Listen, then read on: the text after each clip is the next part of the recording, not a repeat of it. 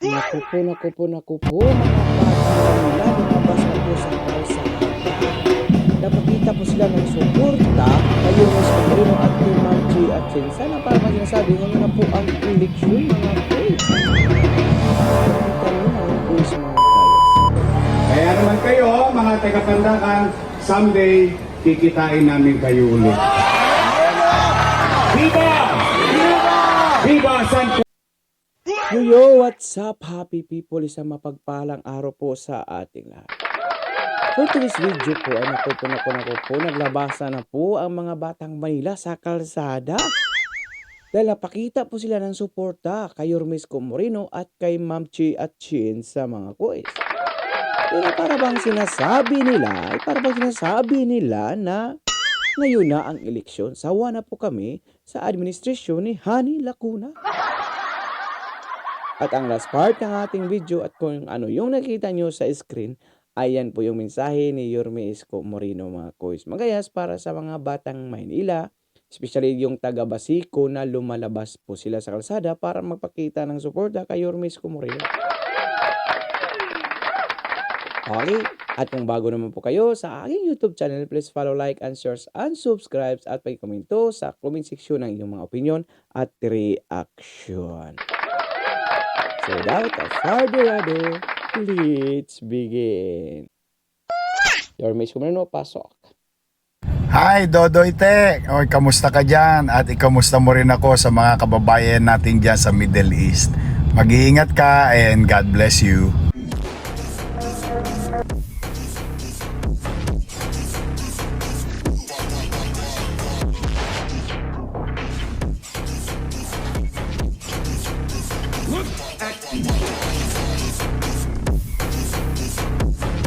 Pagpalain kayo ng buong may kapal. Manila! God first!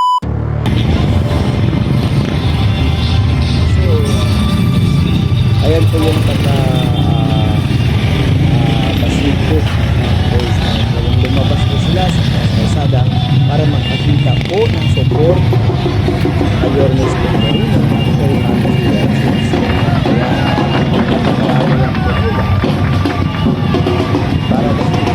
Para ba sinasabi nila na wala na, finish na po sila.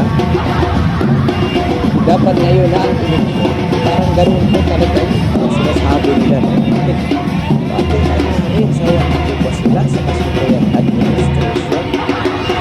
Well, continue na lang po at magbawalik na po ang ating butihing Yorme Isko Moreno Umanguso. Iba yung pagmamahalo lang kay Yorme Isko Moreno. Kahit saan po mapunta si Yorme Isko Moreno sa dati yung Yawan,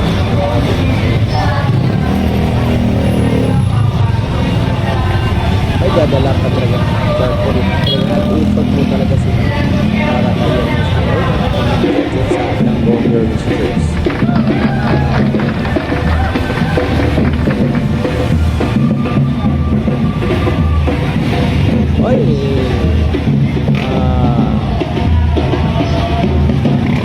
Pilipin, abitista po sa may Pandakan at sa Tondo mga boys na guys. Abitista po sa inyo.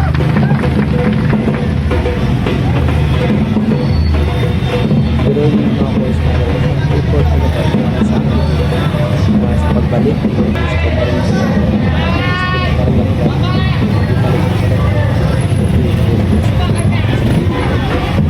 yan yung isang kanilang ginagawa na pagpapakita sa suporta sa buong Yorme Streets, especially kay Yorme Isko Moreno at kay Ma'am G at Chen.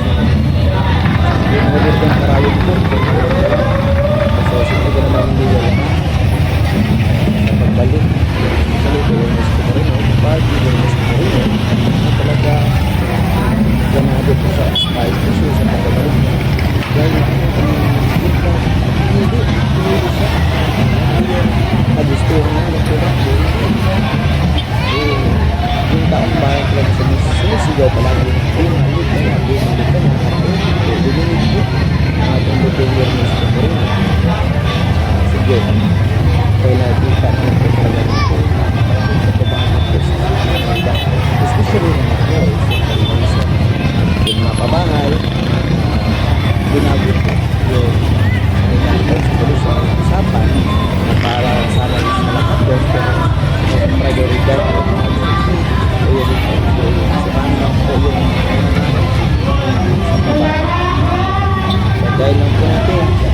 pagbabalik ni Yormes Comerino dahil gagawa ang kaparaan ng si Yormes Comerino para madagdagan ito.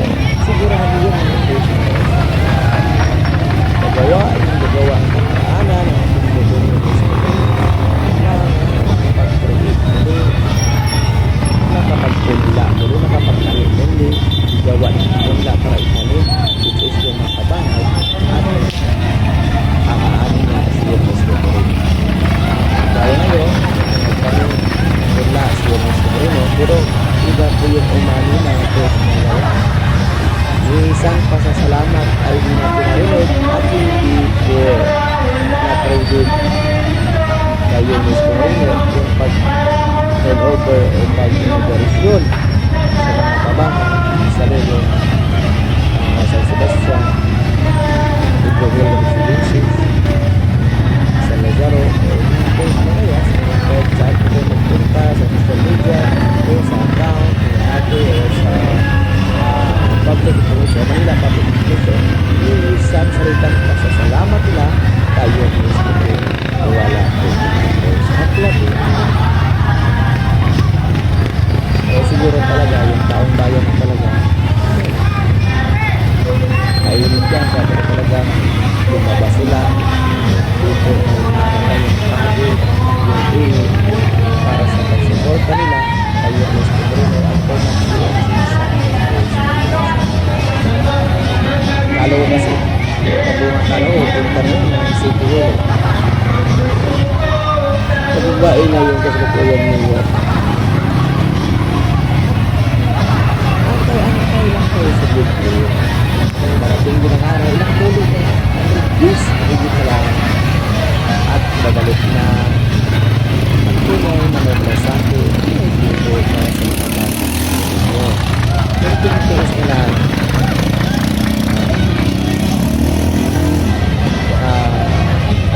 iliwanag na muli ang City o Manila. Sa kamay, ang Yormes Comerino at sila.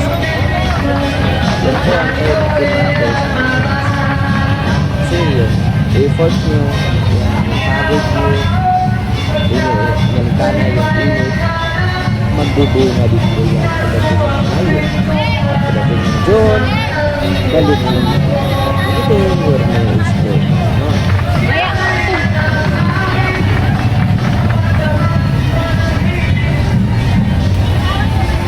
Diba? Pinakapanood ang karaan. Ako.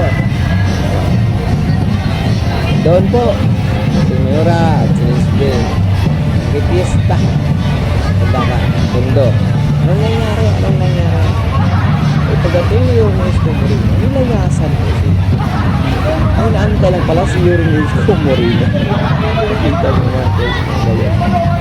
Alam niyo mga coach na sa kanya pala may nanalo na eh. Nanalo na eh. Tayo po talaga yung nato nila. It's yung humanity nila po. It's yung formality. It's yung election. Election wala na sila slightly. Diba? Yung kayang bayaran. Yung pananggitan. Nila. Nila. Nag-place yun. Comerino. Holland. Po talaga sila.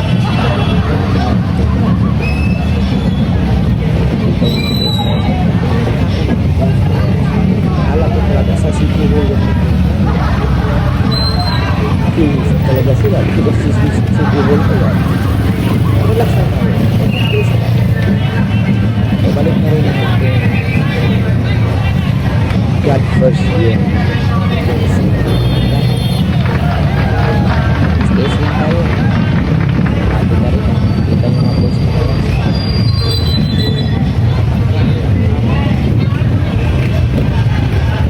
sila pagkatuloy na talaga sila ano mahal sila sa lugar sa Pacific kasi yung kapalot sila gusto ko rin ito kasi ito community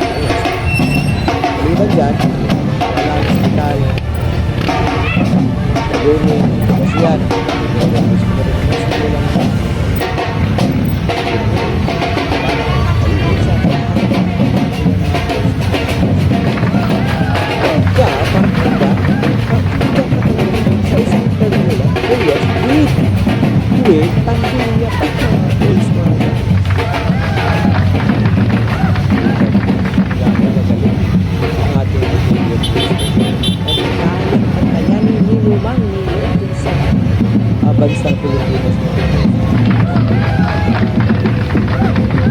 Hindi kaya magkaroon. Kakaiba sa lahat. Kakaiba ang ating Pilipinas. Once in a Pilipinas ko yan, sana po, huwag po natin sayangin. Sinayang natin, marami na. Sana naman, after 10 years, huwag po natin sila pangalan yung gusto ko. So, dahil po natin makikita yung buhay na sa buhay. So this, ang mensahe ni Ernest Moreno. Walang halong politika po ito ng Diyos Moreno. Ito lang po ito sa fiesta. Wala pong politika. Yan po ang ating King Ernest Moreno.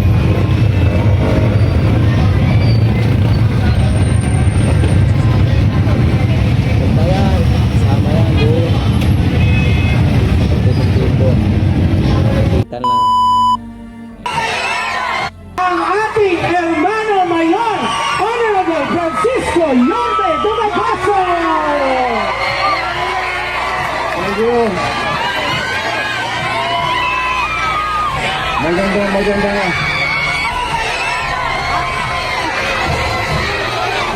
Magandang hapon sa inyong lahat. Una, maraming salamat sa Diyos. Diyan po pumunta yung mga taong naglalakad, especially yung taga Basikon. Ayan, diyan po sila nagtipon-tipon. Buong Batang Manila, diyan po nagtipon-tipon. Para may nanalo na di ba mga course, mga guys. Alam niyo, ngantay lang, formality lang po talaga. Dahil ngayon, landslide na, may nanalo na talaga mga course. Tingnan po muna natin si Ernest Moreno. At hindi tayo inulan. Kaya pa, maayos na nagaganap ang ating selebrasyon ng kapistahan ng ating mahal na Poong Santo Niño. Kaya siguro timely of all the activities today, ngayon na siguro napapanahon, mga taga-Pandacan, samahan ninyo akong palakpakan ng ating mga organizer. Opo, marami nga napagod sa kanila, napuyat, toskas, kaliwat kanan, at ngayon, inaayos nila ng maging ligtas ang ating selebrasyon ng Diba Santo Niño o Kapistahan ng Santo Niño. Sa mga taga-Pandacan, mga Batang Maynila, taas ang kamay! Alam ko, mahirap ang buhay, pero anyway, it's Happy New Year. It should be. Bagong taon, bagong pag-asa. Kaya anuman ang inyong pinagdadaanan, nahirap at pagsubok, o baka naman iniwan na kayo ng jowa nyo. Pag iniwan kayo, palitan nyo agad. Sana all!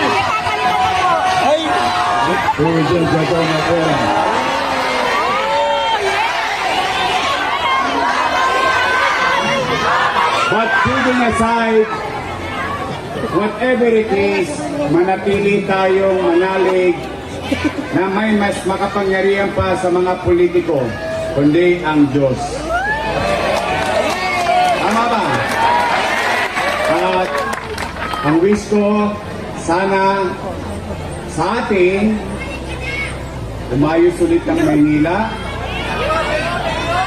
umayos ang buhay ninyo, at higit sa lahat, siguro ito maging common wish natin.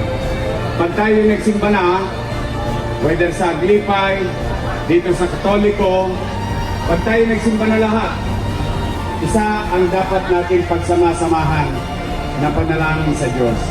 Magkaroon ng kapayapaan sa mundo. More than anything else. Not only in our city, not only in our country, but to the world. That there will be peace on earth. And that's the most important thing nowadays sa nangyayari sa mundo. Kaya naman kayo, mga taga-Pandakan, someday, kikitain namin kayo ulit.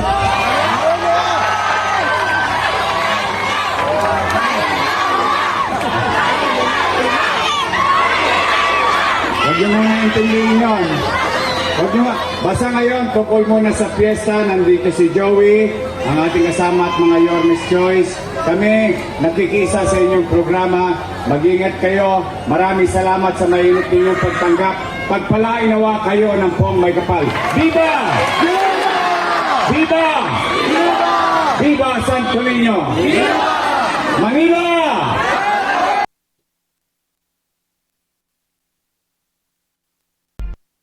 Sexy mga kois, mga gayas. O, ngayon pa lang may nanalo na mga kois, mga gayas. Formalidad o formality lang po ang inaantay ng taong bayan. Diyan po pumunta yung mga taong naglalakad, especially taga Basico, yung mga batang Manila, diyan po pumunta. Mga kois, mga gayas, para magpakita po sila ng suporta kay Yormes Comorino, kay Ma'am Chi at Chensa ng buong Yormes Choice. Kita niyo mga kois, mga gayas. Iba talaga po ang may resibo. Hindi yung biglang kilos lamang. Dahil pag may resibo ka, maalala ka talaga ng taong bayan at hindi ka malilimutan. Yung iba mga kois, mga gayas, wala na ngang resibo. Puro pa paninira kay Yormes Comorino. Anong nangyari? Lagapak sa survey. So paano kayo niyan maaalala ng taong bayan, especially hindi lang sa ngayong election, but the next election, kung yan yung ginagawa nyo, yan yung itinanim nyo sa kapwa nyo mga malinyo, maalala ba kayo niyan? Nga pa rin kayo. Imbis na, kahit sabihin man lang, bigay paalam kay Yormes Comorino. Yormes Comorino, walang personalan ito tatakbo kami bilang isang mayor dito sa City of Manila. Pero hindi ganyan ang nangyari para nga lang kayong kabuti na bigla lang tutubo o lalabas, especially sa panahon ng tag-ulan. Yung mga bubuti, sa panahon ng tag-ulan yun sila, lalabas. Tapos, lakas pa maninira kay Yormes Comorino. Anong resulta? Lagapak sa survey. Paano kayo maalala ng taong bayan? Tinanim nyo sa kapwa nyo, masama Sana naman nagpakita kayo ng pagmamahal. Yung pinapakita nyo kasi yung bang magagalit yung mga batang Maynila sa inyo dahil sa mga pinagagawa nyo. Paninira kay Yormes Comorino na walang katotohanan. Naghahanap kayo palagi sa pira, sa utang. Sinabi nyo pa, walang nagawa. Especially yung pabida-bida. Bulag at pipi. Bingi ka ba? Hindi mo nakita yung mga pabahay ospital para lang ni Yormes Comorino. So, klaro paninira yun sa part ni Yormes Comorino dahil ayan may mga resibo tayo Tapos yung isa naman, panay banggit sa utang ni Yormes Comorino. Pero wag ka, siya po yung nag-ani sa mga pabahay ni Yormes Comorino. Nakarang araw lamang. Ni isang pasasalamat, recognize. O bilang utang na loob man lang nila kay Yormes Comorino kung sino yung nagtanim, nagpunla sa mga pabahay na yan. Hindi po nabanggit ni isa. Napakasaklap po talaga, di ba? Napakasaklap. Ang bilis po nilang makalimot. May Alzheimer yata sila buti yung mga batang Manila, hindi po nila nalilimutan si Yormes Comorino. Ayan po sila. Napakita ng suporta, init, ulan, tiniis nila para lang sa pagsuporta at magpagbabalik ni Yormes Comorino. Kasi yan ang taong tunay na may malasakit sa mga batang Maynila. Hindi yung pabida-bida ka lang, o may sarili ka lang intensyon, para dyan sa City of Manila. Iba ang ating buting Yormes Comorino Yung sa kanya, serbisyo, bilang isang public servant, tunay na may malasakit, may puso para sa kapwa niya. Manilinyo, mga kois, mga guys. Formality lang po talaga ang inaantay. Kasi yan, kahit saan, survey, Kali survey, makikita mo reaksyon, gesture ng mga tao. Parang gusto na nga nila ngayon na nga agad yung eleksyon Sawang-sawa na sila sa pamamalakad nila Kita nyo mga coins mga guys, kahit saan mapunta si Yormisco Moreno, walang ibang sinisigaw, bumalik ka na, bumalik ka na, bumalik ka na. Huwag kayong mag-alala, ilang tulong lang po. At muli namang babangon ang City of Manila. Gaya nga, ika nga, sabi ni Yormisco Isko Moreno, make Manila great again. Yan po, inaantay lang po natin. Ilang tulong lang po. Mabilis po ang araw ngayon ha. Mabilis po ang araw ngayon. Okay, kung nagustuhan nyo po ang aking video, huwag po nyong kalimutang mag-like, shares, and subscribes at paki-click ng notification bell para updated po kayo sa lahat ng ating mga video about kay Yormisco Moreno. At pakikomento ng iyong mga opinion o reaction sa comment section po ng ating video. Okay? Well, magkita-kita-kits po tayo dyan sa Victory Party dyan sa City of Manila. So for now, I'm God Manila. God first. God bless all. Peace. Bye-bye.